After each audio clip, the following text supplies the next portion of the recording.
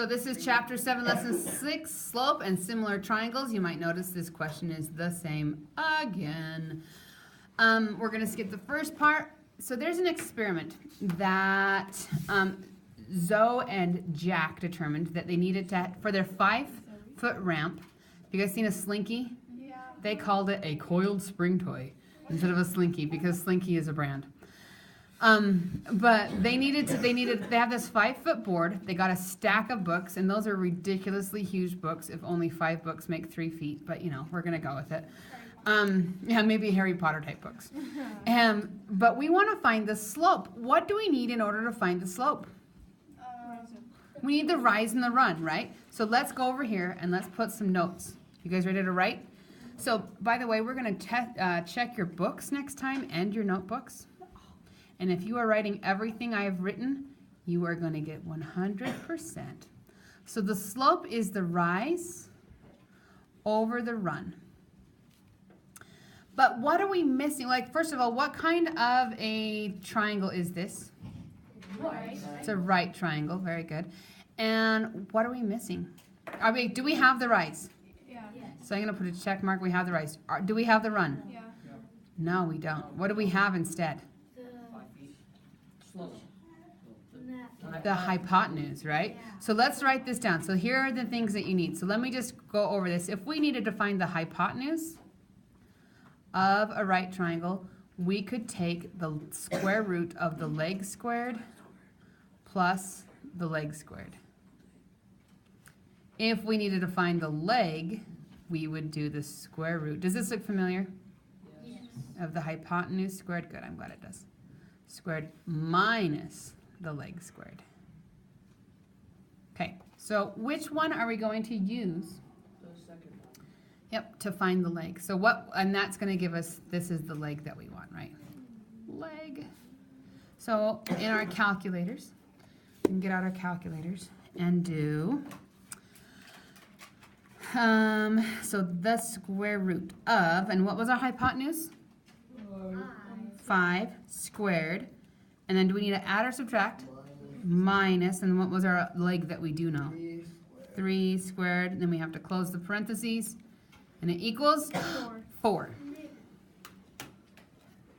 So we did, just so that you can have the work, we did 5 squared minus 3 squared. And we got equal to 4. And so what is our rise?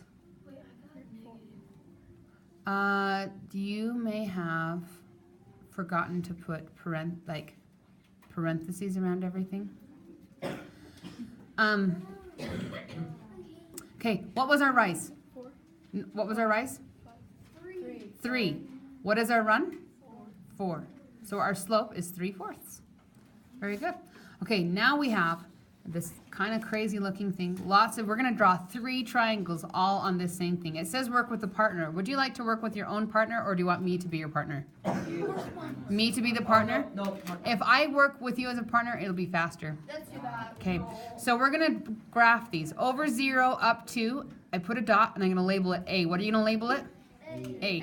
Then it says over 0 up 4, put a dot, put a point, label it B. Then over 3 up 4, put a dot, label it C.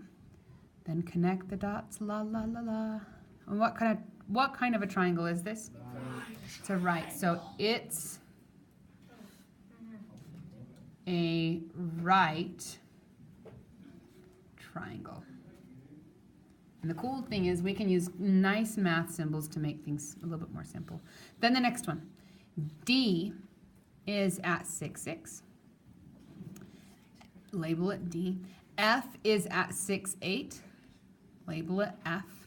And G is at 9, 8. Label it G. Connect them. What kind of a triangle is this one? Right. Right, but now here's the question really. How is DFG, triangle DFG, and related to triangle ABC? What would you say they are?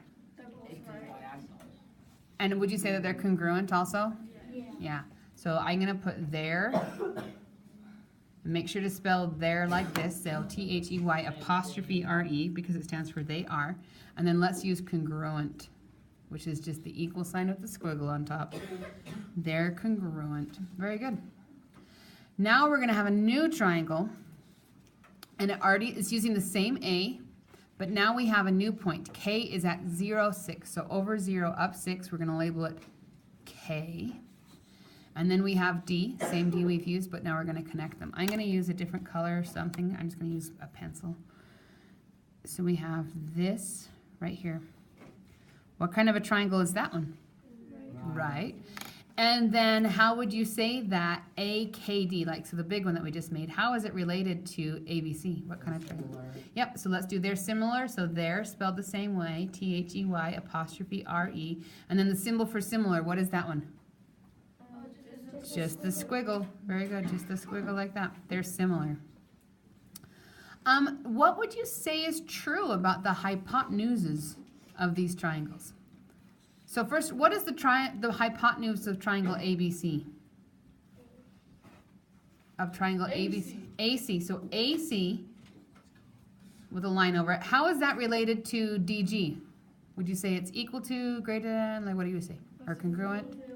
So let's say congruent to DG. Are you done? Yeah. Perfect. Thank you so much. Let me just go ahead and put it right there. And then how much of this whole big thing, like these are compared to, how are they compared to this big one? I would say they're half of it. Would you guys agree?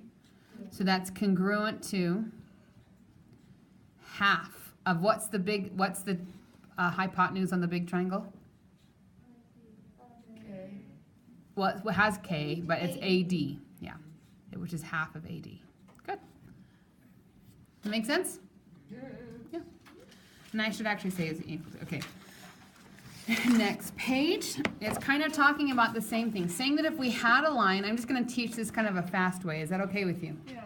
If we have a line and we take any 2 points, so I can take these 2 points, or I can take this point and that point, and technically I could take this point down here and that point right there, we are going to get the same slope no matter what because of these right triangles. What is the rise on this little triangle? 3.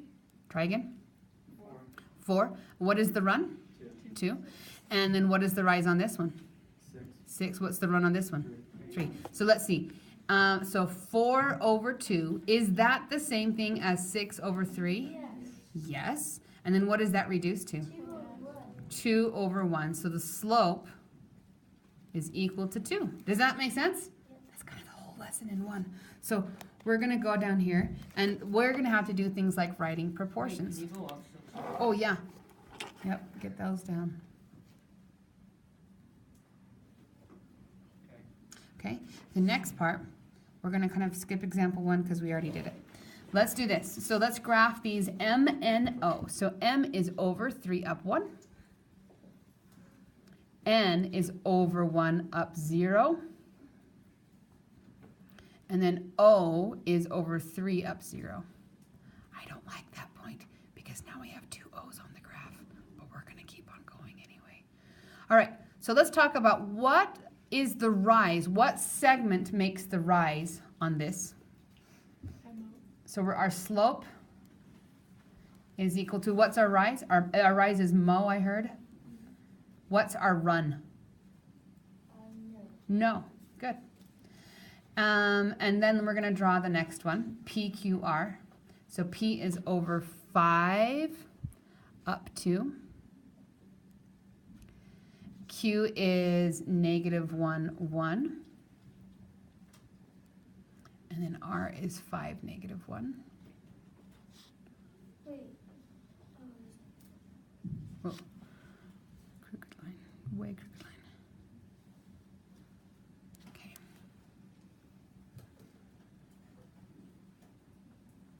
All right. And what is the slope of that one? What segment makes up the rise for PQR? The rise? PR. What makes the run? QR. Now let's fill in the numbers. What is the rise of Mo? 1. What's the run of No? 2. 2. What's the rise of PR? 3. Run of QR? 6. 6. Is 1/2 the same thing as 3/6? Yep. I'm going to put a smiley face. So then the slope, this is the numeric value.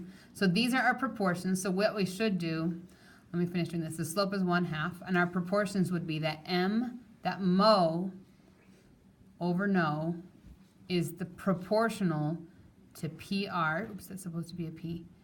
PR over QR. There, they're proportional like that. You did.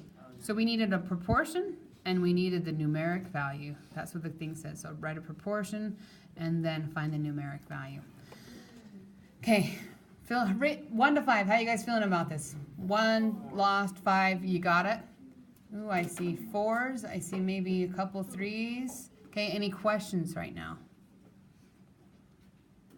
Okay, I see a 4.5. Okay, oh, 3.5.